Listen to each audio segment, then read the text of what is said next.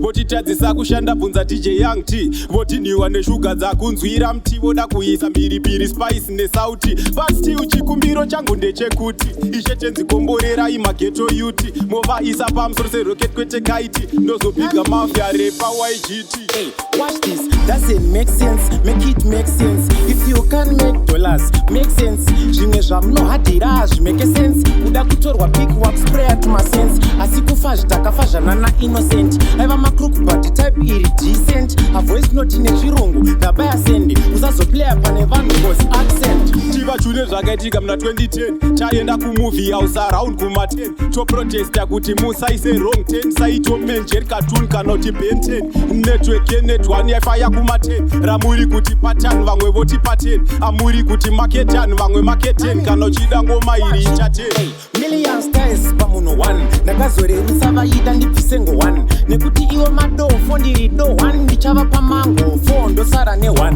uchaputika musoreo uchifunga kuti unofunga kufunga zvekupfuura vanofunga uda kufunga zvakafungwa munhu iyeye wauri kufunga iye hazi kumbokufunga saka wati ndobvarura danso ndobvarura hip hop ndobvarura zvese ndobvarura hip hop ndobvarura danso ndobvarura vari kunakirwa nepatani vari kunakirwa nepatani vari kunakirwa nepatani vari kunakirwa nepatani wachi saka ukudzere mukombe asi musakanga nekupesa ja nekuti jano nezvamusina kumudza pane mabhebha atatwa sekumasimudza varere neurwere vakutoda anosimudza ndakanda mapfumo pasi zvakatamudenga ya pane kachezvidosina chandatenga chakasungwa pasi chakasungwa nekudenga zvandinopisa pasi ndichapisa ndokunakidza kupfuura malove story 10 machena unge nguo dzemapostori 10 pavhale ndokutengera marozari 10 ndakatendeka unge fata ane marozari nganamatirwa timono rudo roti tingori 10 keshe nerudo satraka yane marori 10 nakakupfuura mabhebhi emusamari 10 sweetheart pauri ndatomusamari 10 I was lost in the world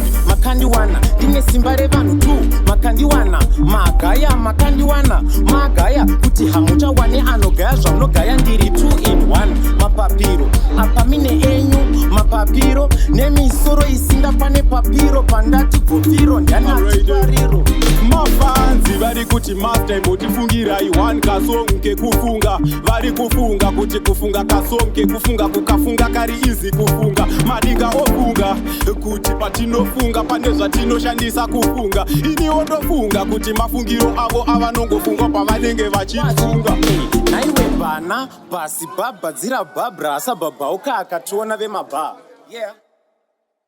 Loud and clear, broadcasting live tiri parimuka panonzipa pa Gaza, straight out KADOMA, geto rinopisa, promoting local talent, local artists. It's all about music, it's all about entertainment. Nikuti Platinum FM, munja yawe, rasta stand yanu yashe muku represent KADOMA, but geto ripi. Got to be one propi, one baba mwana, no zimisa proper baba mwana, no gara CBD, KADOMA. Yes sir, KADOMA. Rasta stand yanu.